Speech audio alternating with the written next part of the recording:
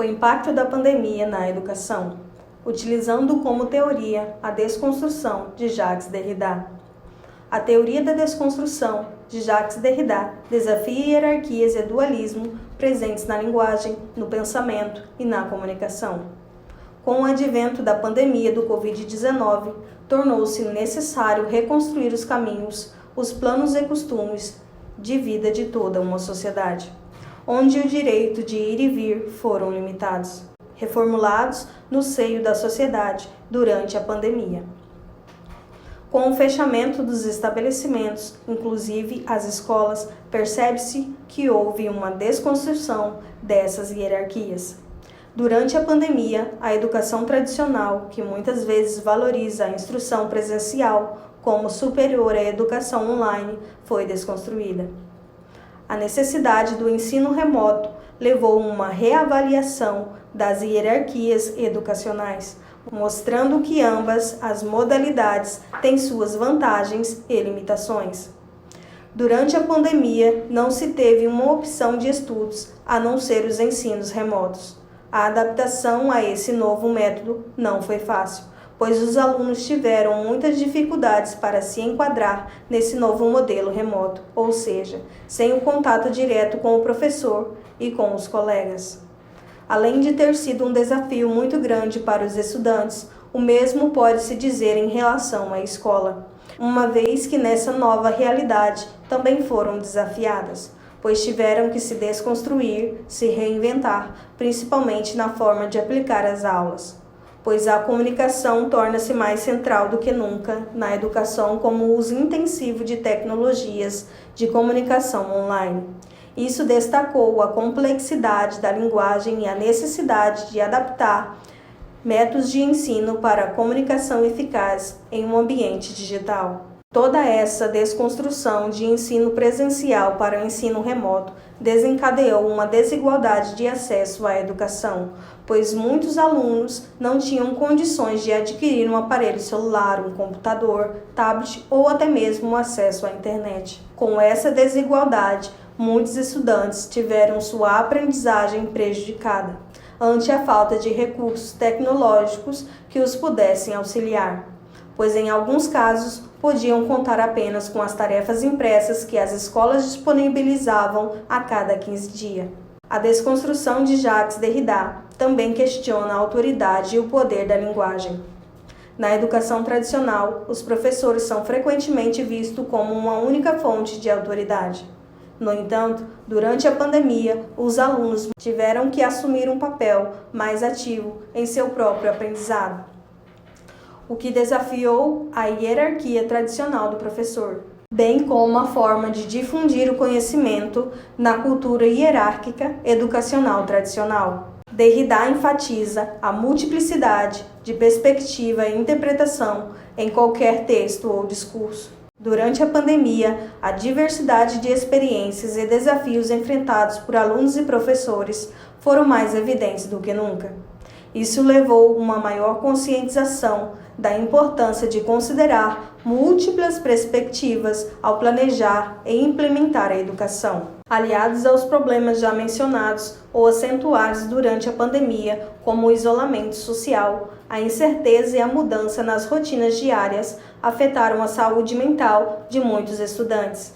A falta de interação social e a pressão acadêmica tiveram um impacto particularmente negativo, o qual vem se refletindo nos dias atuais.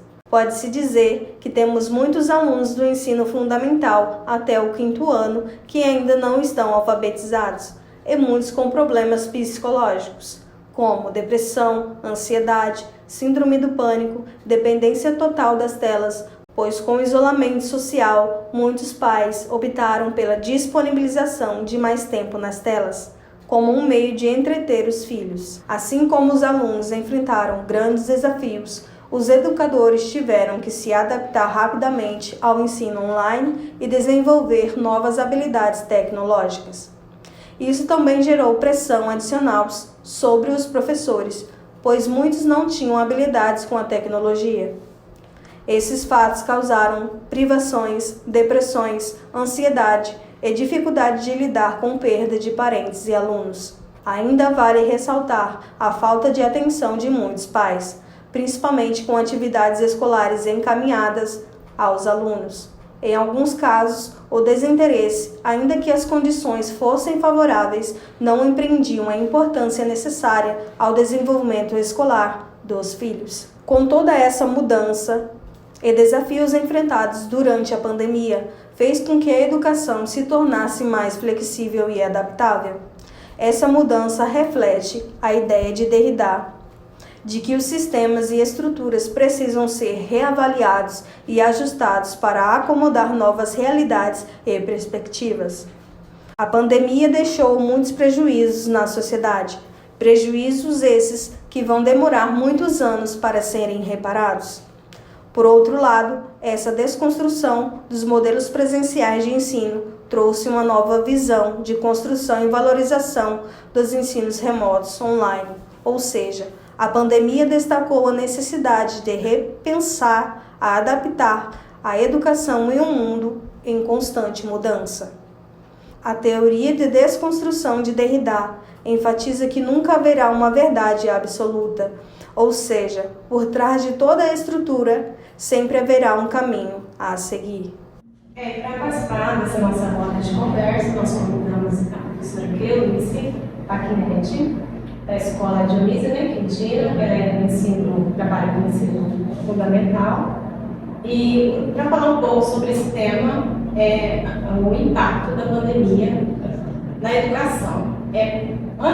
Usando como teórico, Jacques Derrida, falar um pouco sobre a desconstrução, porque antes da pandemia, a pandemia surgiu, ninguém estava esperando, pela pandemia, e quando veio, as escolas tiveram que passar pelo processo de mudança.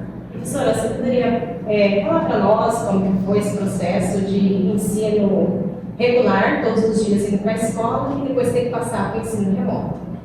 Então, o ensino remoto para a gente foi um impacto, porque ninguém estava preparado e a gente precisou se adaptar em casa, se adaptar a horários, porque não tinha horário para atender os alunos, porque alguns pais eles acabavam trabalhando durante o dia e só à noite era o momento deles estarem em casa, então a gente precisava atender esses pais.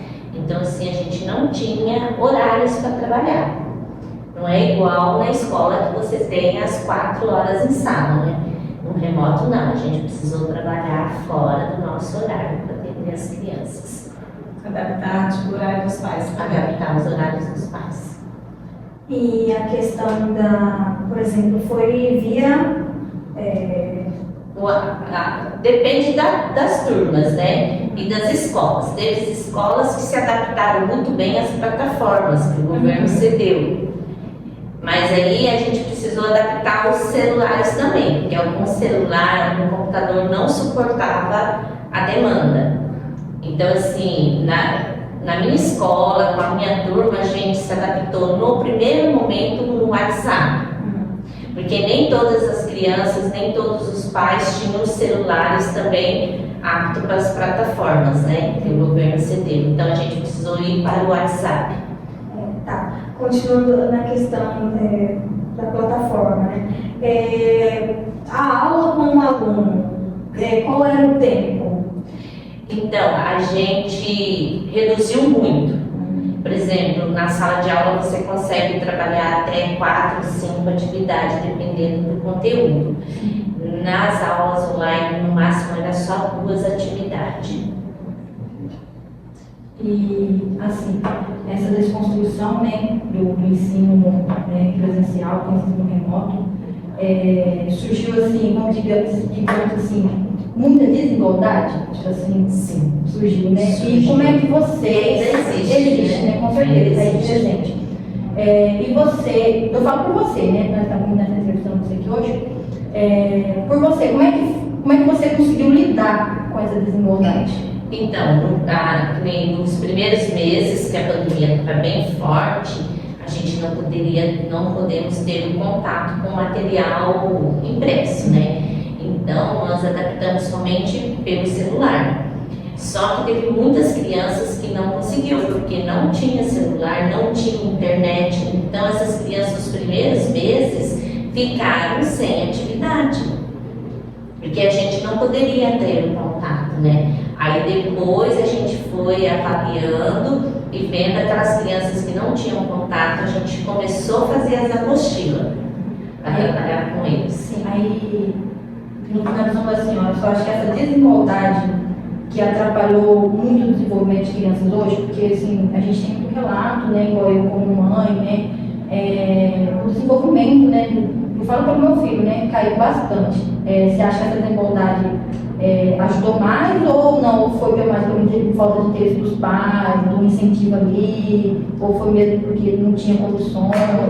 Foi mais por causa da desigualdade social mesmo, né? Porque a criança ela não teve acesso, né? Ela não teve. E muitos estavam ainda no período de alfabetização, então é o período mais delicado, onde a criança precisa aprender, precisa ter o contato com o professor. E não tinha, né? Então, assim, foi difícil. E essa desigualdade nós estamos enfrentando até hoje. E eu acredito que vai ainda muitos anos. Fora a questão dos pais não terem tempo, né? Sim, para estar dedicando, digamos assim, no lugar do professor, né? Auxiliando a criança no lugar do professor. Então também é um ponto, né? Para a gente colocar. E a gente também nem poderia cobrar muito, porque, por exemplo, eu estava em casa trabalhando de casa, mas os pais não, né? Os pais eles saíam para trabalhar. Eu não, eu estava em casa. Então a gente não poderia estar cobrando muito dos pais, não poderia estar cobrando horário. Então, se o pai chegava 9 horas da noite e te mandava uma mensagem para você explicar que ele tinha dúvida, você tinha que atender, porque era o horário dele. Então, por isso que eu falo, a gente precisou adaptar, inclusive até os finais de semana, né? Nós, professores, precisamos atender os pais, porque era o dia que eles tinham. Foi retirado, né? Foi. Professora, a questão das provas avaliativas, né? Como que foi, assim, para os alunos, né, por causa da pandemia? Então, como que a sala, né, o ambiente ali, como que eles não poderiam estar lá? Como que foi essa adaptação na relação das atividades e as provas avaliativas? Então, a gente avaliava de acordo com o recebimento das atividades, né? Então, a gente enviava pelo WhatsApp as atividades e aí, conforme a gente ia tendo o retorno, a gente ia avaliando. Até depois, quando a gente foi autorizado a estar fazendo as atividades impressas, entregava, né? E o pai devolvia para a gente poder estar corrigindo. Até o ano passado eu ainda tinha todas essas provas guardadas. E como foi lidar também, professora, né, dessas questões de aprovada, porque assim, muitos, né, perderam, né, o estudo, né, os alunos, né, perderam pais, e até mesmo na escola, né, os profissionais, como foi lidar com essa saúde mental das crianças? Então, a gente, no primeiro momento, quando a gente retornou, a gente fez esse acolhimento, né, das crianças. E hoje a gente tem um reflexo ainda das crianças que elas estão ainda muito ansiosas por esse período de ter ficado em casa, mais preso, né? Então hoje a gente tem muita dificuldade para lidar com as crianças, ansiedade, sabe? Tá demais. Então assim, para eles pararem quieto é mais difícil, para concentração em sala é mais difícil, porque a ansiedade parece que surgiu assim do nada, na maioria das crianças. Eu falo assim que hoje a gente tira 5% das nossas crianças que não está afetada a questão da ansiedade por causa da pandemia. Também a questão do celular, né? Eles se apegaram muito nas telas, né? Porque se fica em casa, não poderia ir no parque, não poderia, né, ter aquele convívio social, o que interter eles, né? A não ser as telas, né? Então, assim, foram 2 anos bem tubulosos mesmo, bem difícil. Mas, assim, falando dessa desconstrução, essa desconstrução do ensino presencial, do ensino remoto, teve algumas vantagens? Vocês conseguiram aproveitar alguma coisa desse novo método de ensino? Tipo assim, para você conseguiu aproveitar alguma coisa? Teve algum benefício para você? Então, hoje a gente tem outra visão, né, da sala de aula, porque hoje a gente teve que se adaptar, por exemplo, eu não dominava a tecnologia, né? Hoje você já consegue dominar mais, então assim, a gente teve um tempo mais para estar estudando de como montar as atividades de acordo com o tempo das crianças, então assim, foi um momento muito de aprendizado para nós professores também. Professora, como que está sendo a volta pós-pandemia com os alunos? Então, quando a gente retornou, nós retornamos quase no finalzinho do ano, né? Que foi autorizado para a gente retornar. Muitos pais, eles não quiseram mandar os filhos, então a gente continuou com as apostilas, porque quando foi que eles autorizaram a gente fazer as apostilas, aí eu adaptei as apostilas para toda a turma, porque era mais fácil.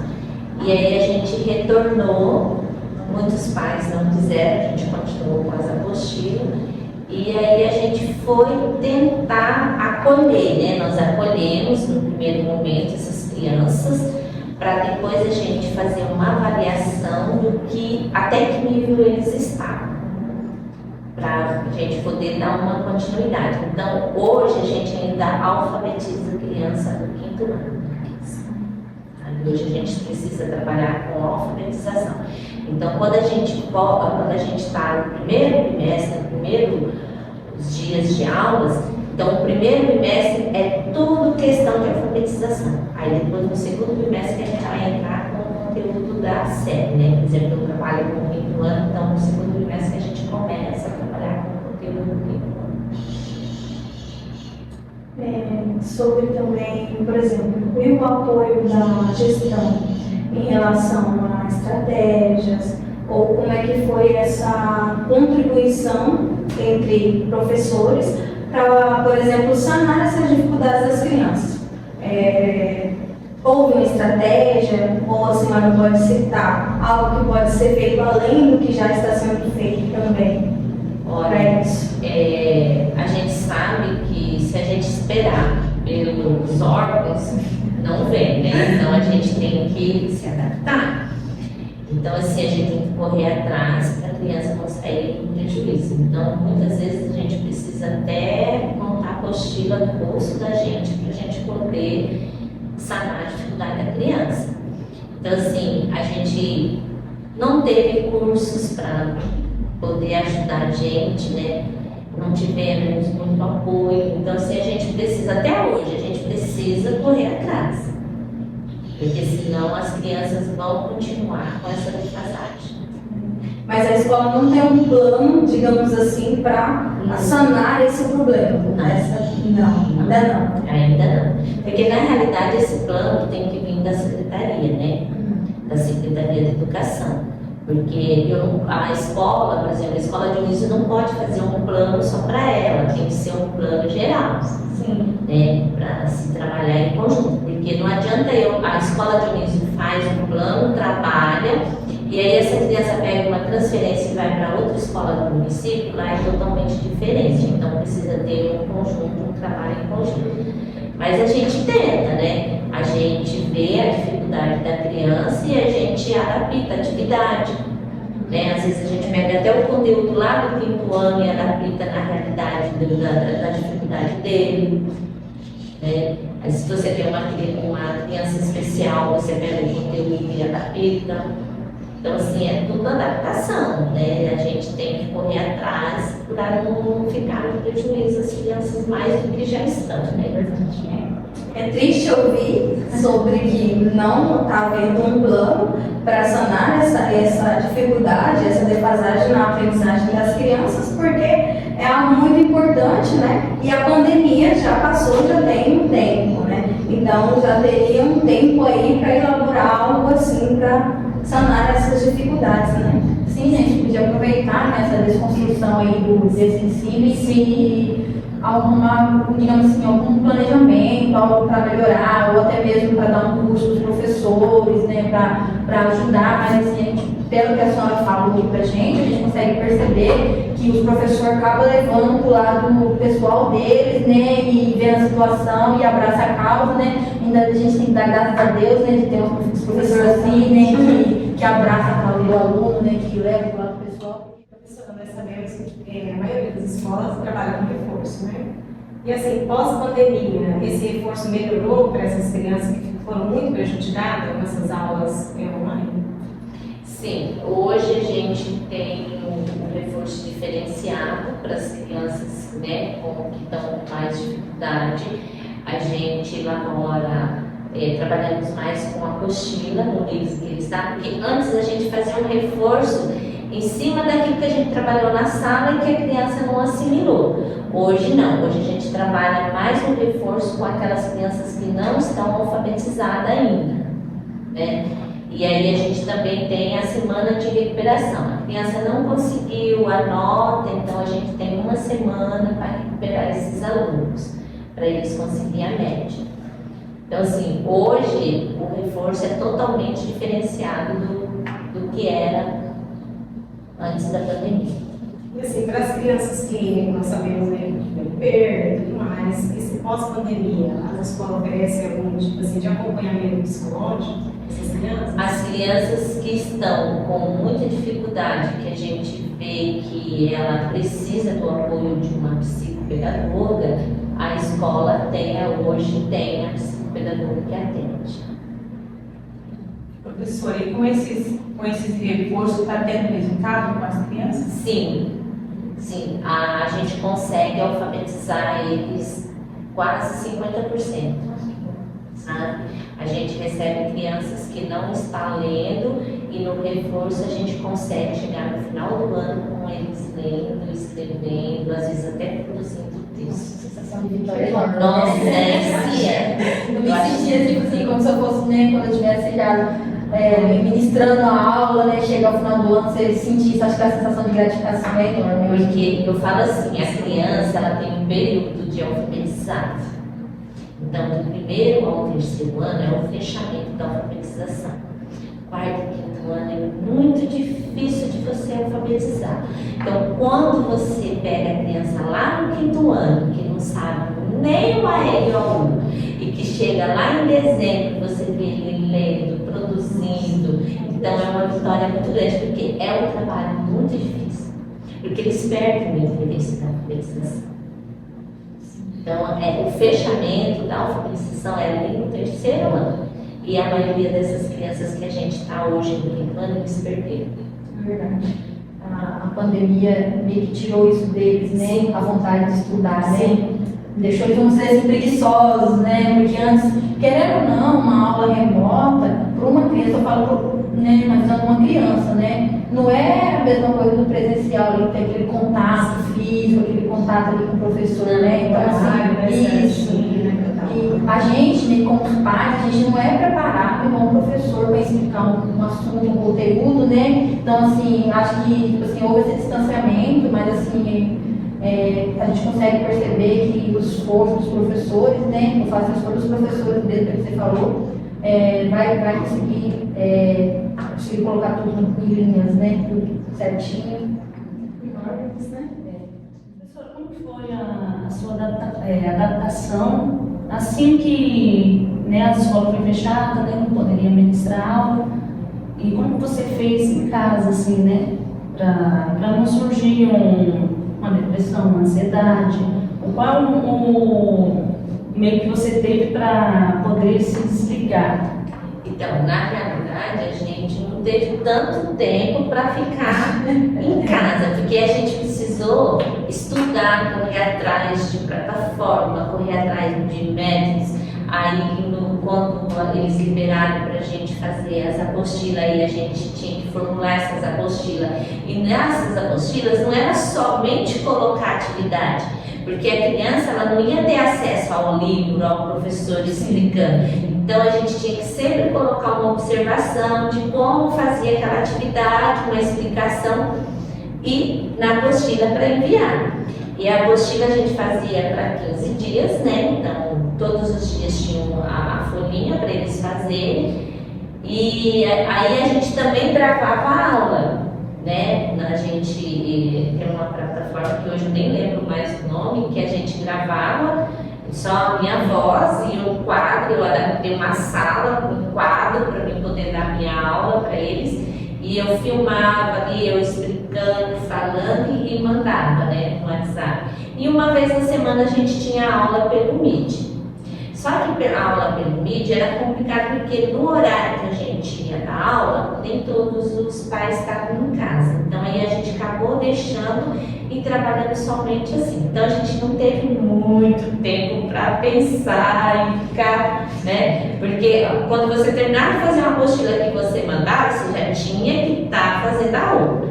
Aí a gente recolhia essa apostila, via onde que as crianças teve mais dificuldade, fazia um gráfico para a próxima e a outra atividade naquele nível para... Meio que aumentou o trabalho, né? Aumentou. Porque ainda surgia a dificuldade, a adaptação ali com os computadores, né, com os celulares, você teve que planejar uma sala, né? Teve que planejar. todo esse... Montar toda a estrutura para que adaptar, né? Isso.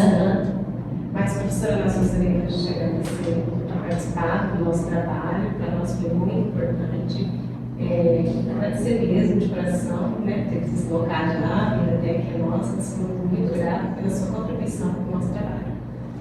Também ficamos muito felizes, né, de escutar, assim, que a senhora, né, leva, não age ali só dentro da sala, né, leva para o lado pessoal mesmo, abraça a causa, né, então assim, a gente fica muito feliz e isso faz a gente se animar mais ainda. E conseguimos perceber que essa desconstrução aí, né, não foi só uma desconstrução tão ruim assim, né, que fez a senhora pegar uma habilidade a mais com os aparelhos, né, às vezes perdeu uma vergonha numa câmera, né, eu acho que todo mundo é negativo isso aí. E é isso aí, então, tá, professor? Muito obrigado, tá, pela participação, estamos muito contentes, viu? Eu que agradeço. Em nome do grupo, nós gostaríamos de expressar a nossa profunda gratidão à professora doutora Vacir Gomes pelas orientações prestadas durante a elaboração desse nosso trabalho da disciplina de Sociologia da Educação.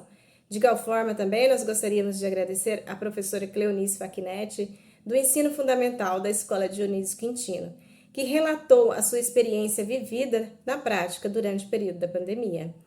Que por intermédio desse trabalho tivemos uma melhor compreensão do impacto da pandemia na educação, desmistificando a ideia da sociedade que durante o período da pandemia os professores não ministravam aula.